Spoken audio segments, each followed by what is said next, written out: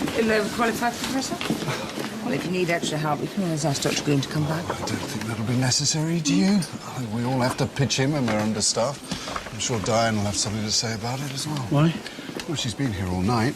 She should have finished hours ago. Well, maybe Mrs. Beecham could hire some staff and help I'm her out. forced to do extra shifts as well, Professor. Lowry. I'm Mrs. Beecham, cardiothoracic consultant. OK, I just need to listen to your chest. Hi, I'm Mr. Davis. We're looking after you and your baby. How many weeks are you? 33. I don't know what happened. I just went round the bend. I lost control of the car. Diminished air entry. Were you driving? Yeah.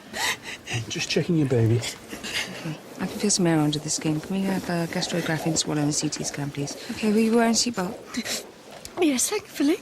OK, contusions 5 centimetres of left and right clavicle. That doesn't seem to tally with seatbelts. Was it side impact? It was all a blur. Please tell me my baby's going to be all right. Mum! Oh, love, are you OK? Yeah. How's Alan? Oh, he's over there. Larry? All right, don't worry. She's in good hands. Alan Delaney, RTA, severe chest pain and breathing difficulties. Mum? Just try and breathe slowly. Stay on your side. I need you to stay calm, Alan. OK, the medical team are with her. Larry? Alan, stay calm. Alan, right, I need help here. Oh, what's happening to Alan? Nikki, he's got pneumothorax. I need a cannula, please. I've got one. OK. Cyanotic and peri-arrest. You need to release the air in his chest. What's on? We've done this before. Right, let's get him upstairs. I need a port.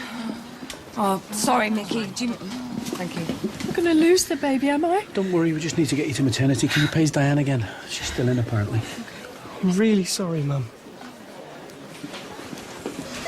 Connie, do you see now why we can't have these bank holiday staff shortages? We managed, didn't we? Look, mistakes are waiting to happen if you push people to these extremes. We wouldn't want another lawsuit on our house, would we? No rest for the wicked. Chrissy, Alan Delaney. Can we get him set up with IV fluids? ECG 12 leads, please. Hi, Alan. Mr. Williams? My wife. I need to know how she is. Don't worry, we'll keep you posted.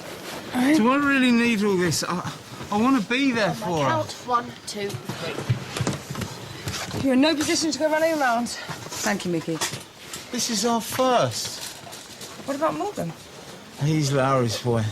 I mean, he's like a son, but, you know, he's not my flesh and blood.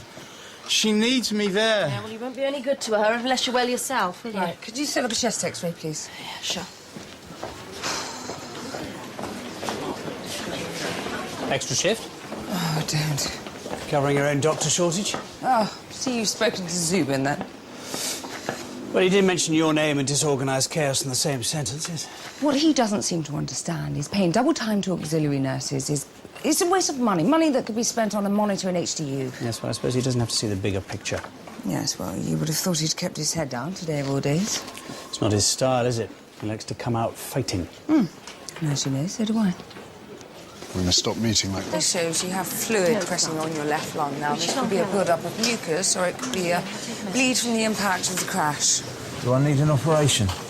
No, we can do a procedure on the ward called a bronchoscopy. I'll feed a tube down your nose to remove the fluid. Okay? Just fix me up so I can be with my wife.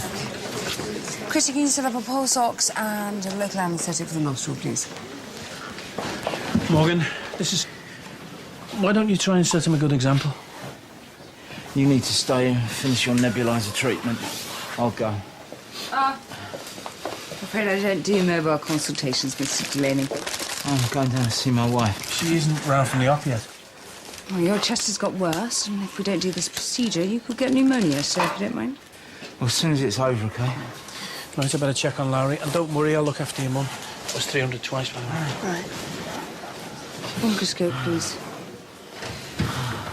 Right, let's see if we can make you a little more comfortable. Awesome. Hi, I'm Mrs. Beecham, cardiothoracic surgeon. I understand you're having breathing difficulties. Amongst other problems. Okay. What are her obs? Pulse 90, BP 100/60. Okay. I just need to listen to your chest, Jill.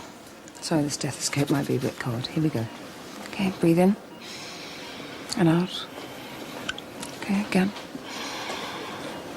Thank you. Small effusion on the left side. Jill, your x-ray's showing a small build-up of blood in your chest.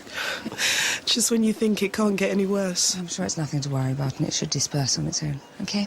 Can you keep an eye on her BP, please? Thank you. I'll see you later, Jill.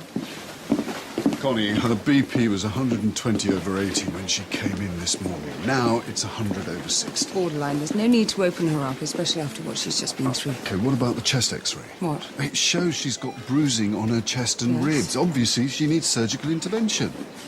Oh, come on, it's unlike you not to get your knives out. The effusion is minimal at present. There's no need for any invasive procedures. If it gets worse, I shall have a chest drain put in.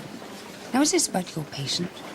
Or another of your crusades? It's always about the patient. Come on, Really? at the very least, let's move her to HDU. There's and die. no one available for one-on-one care. Sister Williams' team is stretched to the limit. Oh, and this team isn't? Look, if you have issues, take it up with the trust. I'm on my way there now, actually. Oh, I see. That's why you won't operate. You want to get your knives into me instead. Why do you have to make everything so personal? You act as if this hospital's your sole responsibility, well, there are a few other people who work here, too. Yes, and to some of us, it's more than just a job. I assure you, Professor Khan, I take my job very seriously.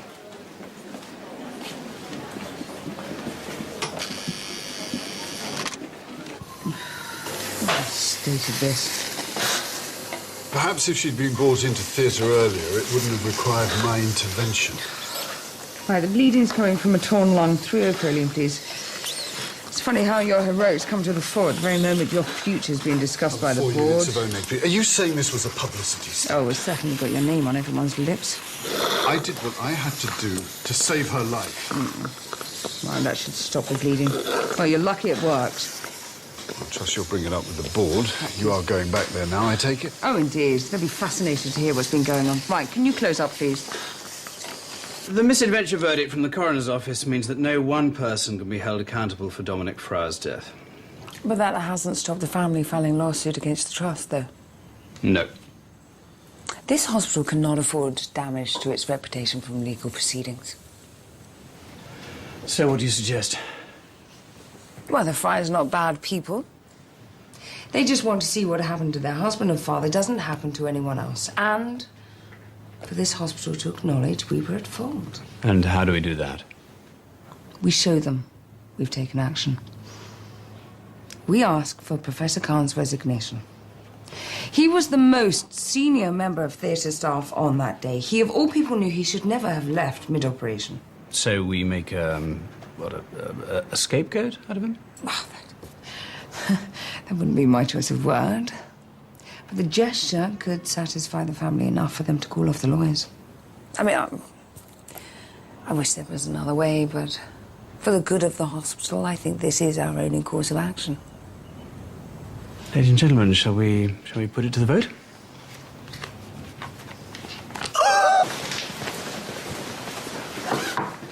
Mickey. Hi. Yeah, I've been thinking about your offer, and I've decided I want to apply for medical school. Well, that's great. That's great. You make a fine doctor. Thanks. Time will tell. See ya. Night. It's too late to go out. Look, let's go to takeaway. You said you'd cook. All right, I'll cook. Professor Khan, I thought you'd gone. Aren't you itching to tell me what went on in the meeting? Well, the board have come to a decision. They'd like to schedule a meeting for after lunch tomorrow. Connie, I just want to get all this out of the way and move on.